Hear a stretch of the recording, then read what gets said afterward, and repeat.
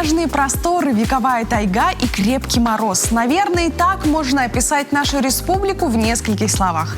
А еще это много прекрасных, талантливых и душевных людей, скажу я. Привет всем, дорогие земляки! Пусть каждому из вас в новогоднюю ночь заглянет с подарком дедушка с большой белой бородой и в красной шубе. Ну а мы снова смотрим на вас с экранов телевизоров. В эфире «Студия 11». Мы начинаем. Что надеть в новогоднюю ночь? Советы астрологов. Более полувека в профессии наш парикмахер стала лучшей в мире. Искусство выживать. В Ухте прошли военно-полевые сборы. Многие задумываются над тем, а что же надеть на Новый год. У астрологов есть свое мнение на этот счет. Если в следующем году хотите притянуть в свою жизнь финансовое изобилие и улучшить денежную стабильность, то делайте акценты на серебряных или золотистых цветах в одежде.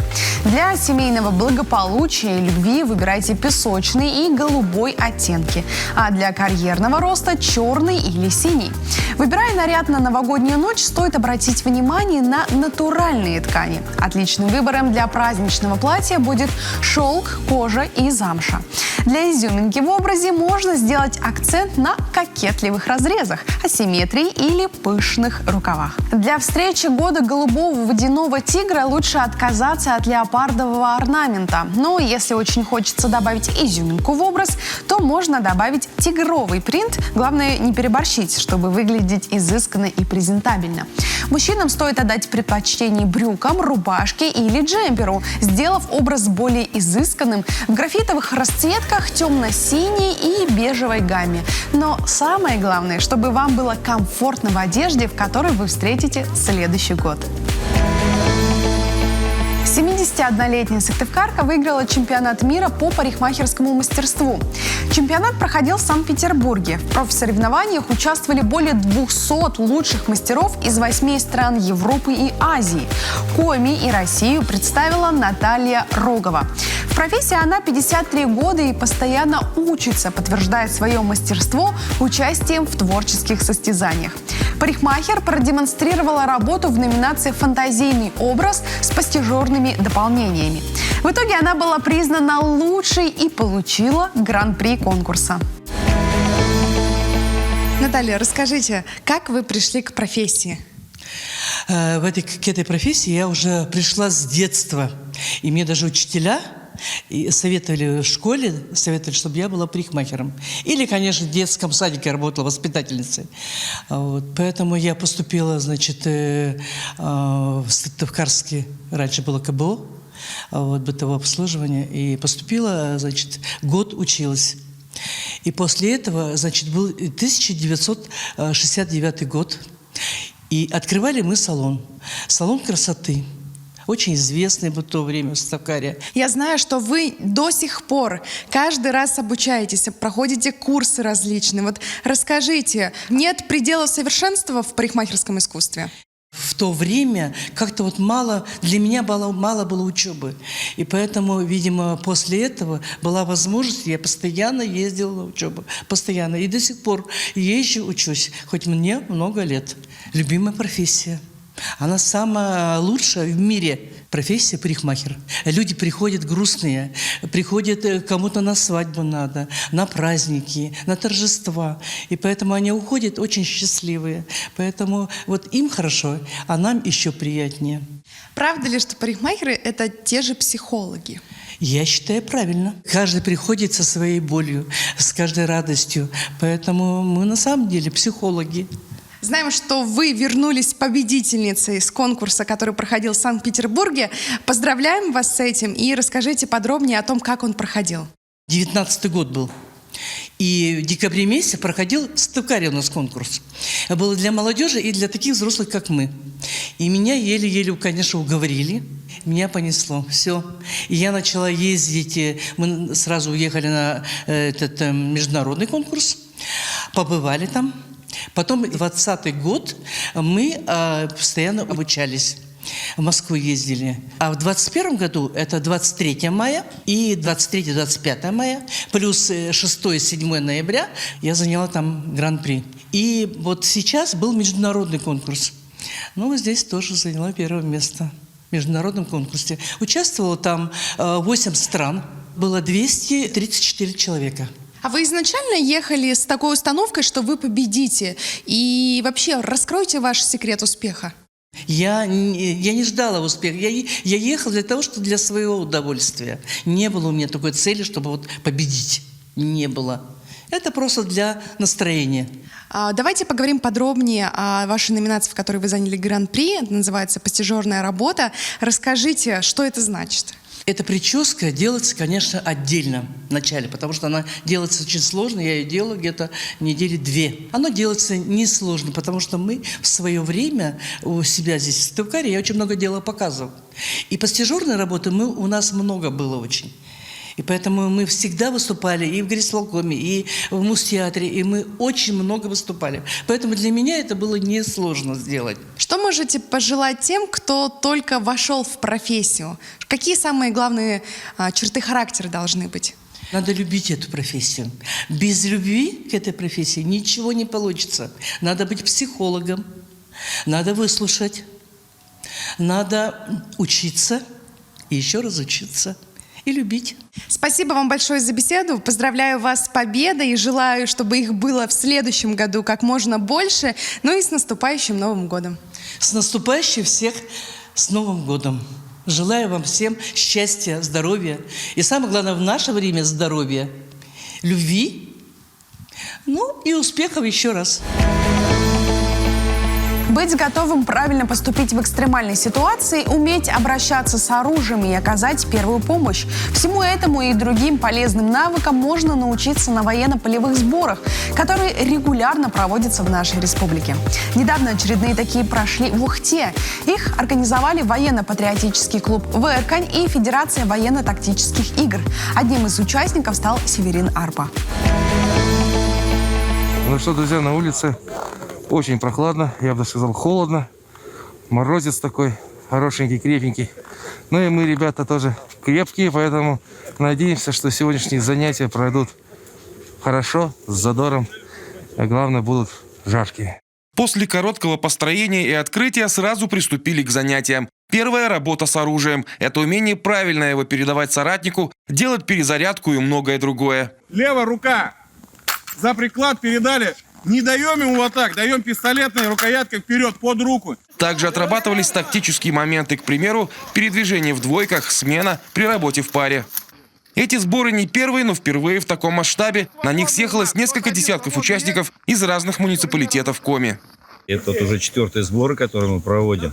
Ну, в зимних условиях, конечно, мы впервые проводим. До этого мы проводили весенние, осенние, летние.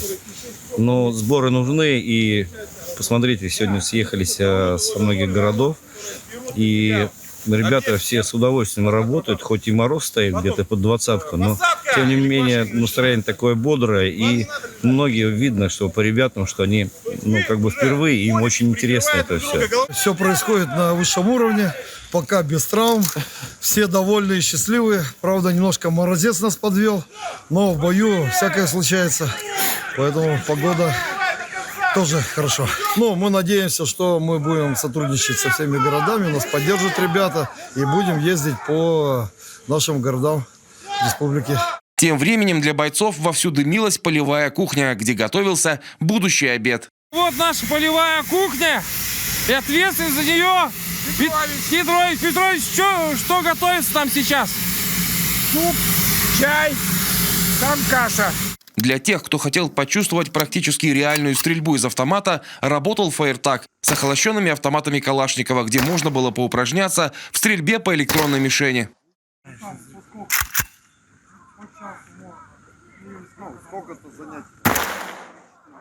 Попал!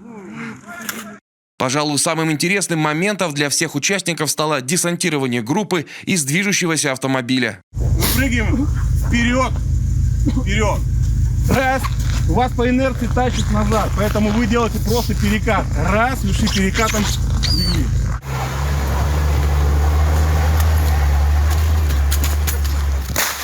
Проводить сборы помогали педагоги дополнительного образования, которые в эти дни приезжали на семинар по патриотическому воспитанию. педагоги из города Печоры, Ухты, Сыктывкара сегодня здесь на мероприятии. Они в рамках семинара патриотического воспитания вторым днем приезжают сюда на практику. То есть это те непосредственно педагоги, которые преподают в школах. Допризывная подготовка не может быть в большей части теоретической. Тогда ребята не поймут, что они делают, для чего делают и как. А практика здесь достигается путем запоминания мышечных движений, и она остается у ребят надолго. Наша цель-то поднять уровень национальной безопасности вот за счет проведения вот таких мероприятий и обучая сознательных граждан нашей республики начальной военной подготовки. В общем, много организаций, в общем-то, заразились этой идеей, да, ну, в общем, дают основания на такие вот сборы, прекрасное проведение мероприятий именно в большом коллективе. Северный день короток, поэтому финальные испытания для участников проходили уже практически в темноте. Это зачистка зданий и отработка действий в условиях применения химических веществ. По окончании сборов организаторы сошлись во мнении, что такие события должны быть на регулярной основе и договорились продолжить работу в этом направлении. Прямо сейчас мы подошли к середине выпуска. Продолжим сразу после небольшого перерыва. Оставайтесь с нами.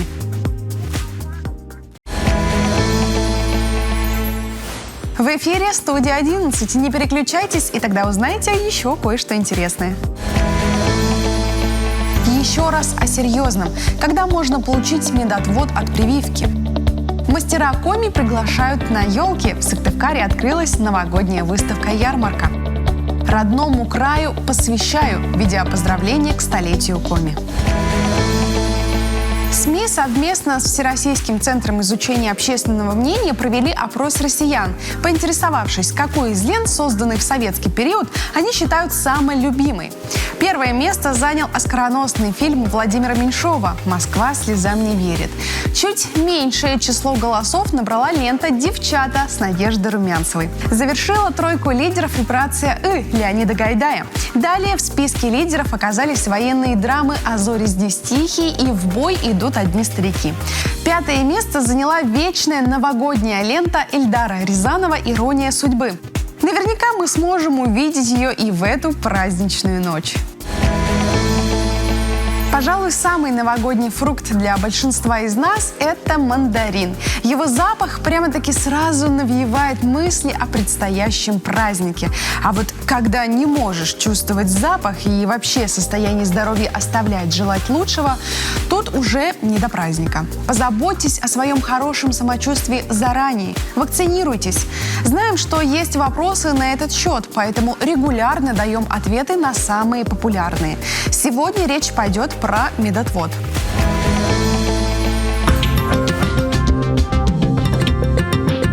Назовите, пожалуйста, противопоказания к имеющимся в коме вакцинам и разъясните, почему медики на местах перед вакцинацией не проводят обследование человека, а на просьбу о медотводе ввиду разных хронических заболеваний утверждают, что давать медотвод не в их компетенции. Тогда в чьей? Дайте, пожалуйста, поэтапную схему обращения человека за медотводом. Поэтапная маршрутизация обращения человека за медотводом. То есть, если человек состоит на учете с хроническими заболеваниями у терапевта, у онколога, у пульмонолога, у кардиолога, то есть для того, чтобы определиться, есть сейчас обострение или нет, он может обратиться к своему лечащему доктору. Если человек относительно недавно обследовался, если он знает, что у него нет хронических заболеваний, то повода для обращения за медотводом ему, соответственно, нет. И он идет на пункт вакцинации, осматривается терапевтом, фельдшером на пункте вакцинации и прививается. Если в момент осмотра у человека определяются противопоказания для вакцинации, ему выдается медотвод в пункте вакцинации. Если у него возникли вопросы по поводу, например, титров антител, с чем многие обращаются, они не являются медотводом, поэтому с этим медотвод не дадут ни на пункте вакцинации, ни лечащие доктора. Противопоказанием к вакцинации всеми вакцинами является обострение хронических заболеваний и острые заболевания в данный момент. Для вакцинации Эпивак короны – это онкологические заболевания. Для вакцинации Ковивак – это возраст старше 60 лет. Для вакцинации Спутник Лайт – это первичная вакцинация лиц, не переболевших коронавирусной инфекцией, так как вакцина предназначена для ревакцинации и для вакцинации переболевших коронавирусной инфекцией после 6 месяцев.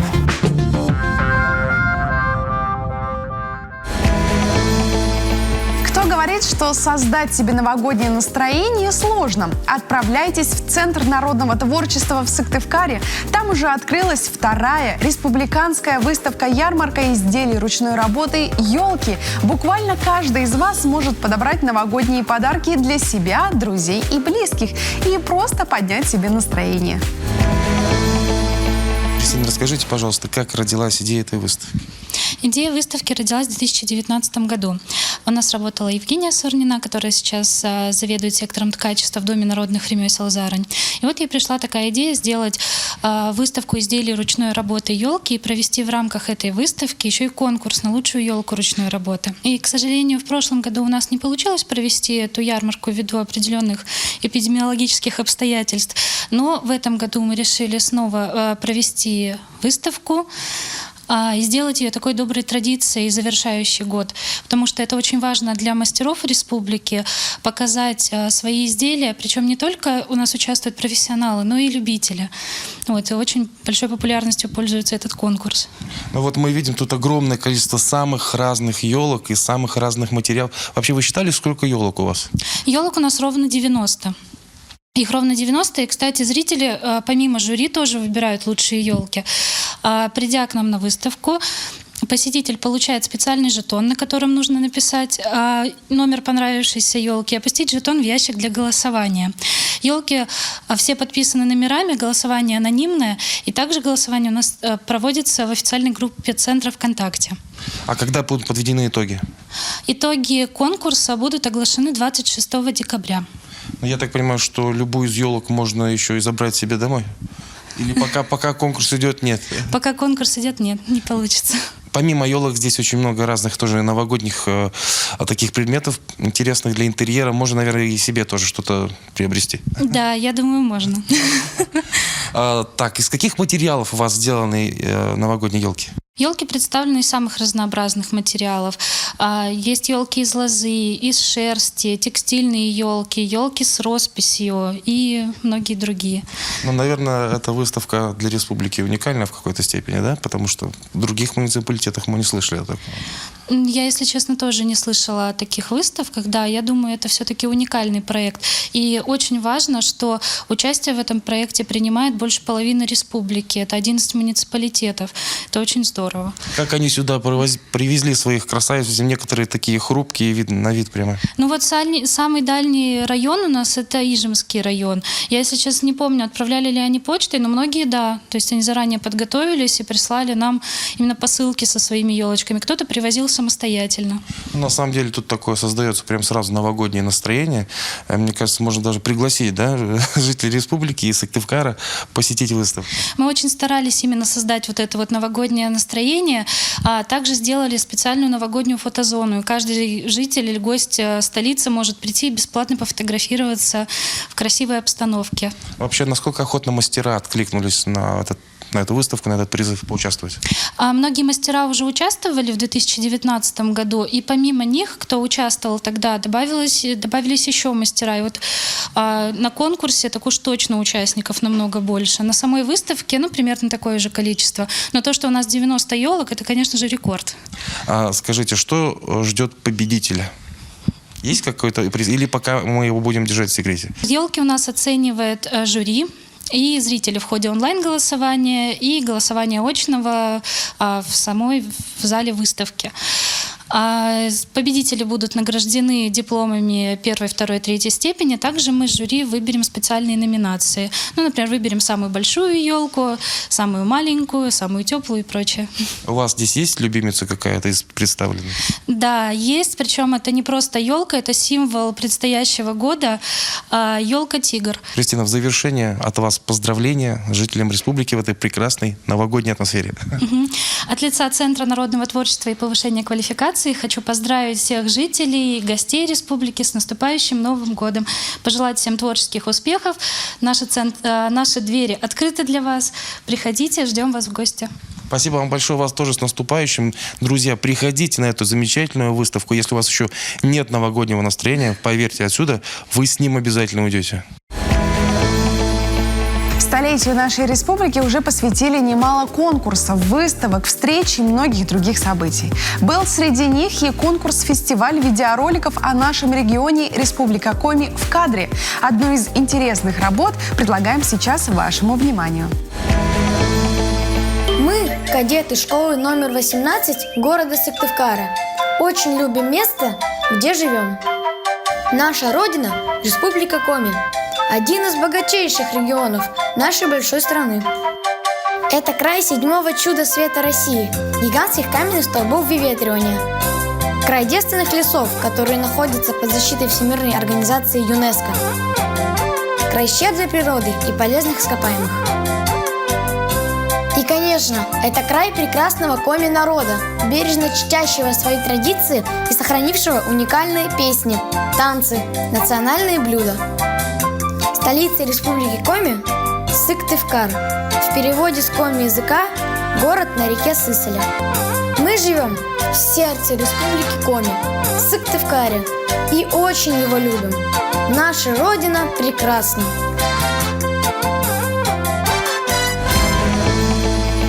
В Рахманиновском зале Московской консерватории завершился большой творческий марафон. Международный конкурс юных вокалистов на приз Ольги Сосновской «Юбилейный транзит 2019-2021». В течение 3 лет конкурс путешествовал по маршруту Красноярск, Санкт-Петербург, Москва. Накануне был гала-концерт, а сегодня до самого вечера запланированы мастер-классы членов жюри. Елена Красильникова с места событий. Этот зал Московской консерватории построен в начале XIX века и назван в честь композитора, пианиста Сергея Рахманинова, выпускника этой консерватории. По словам музыкантов и зрителей, акустика здесь просто волшебная.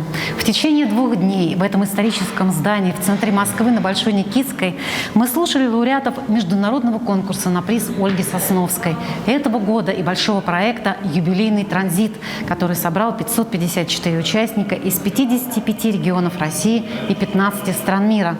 Вслушайтесь в эту статистику. Сколько там много красивой цифры 5.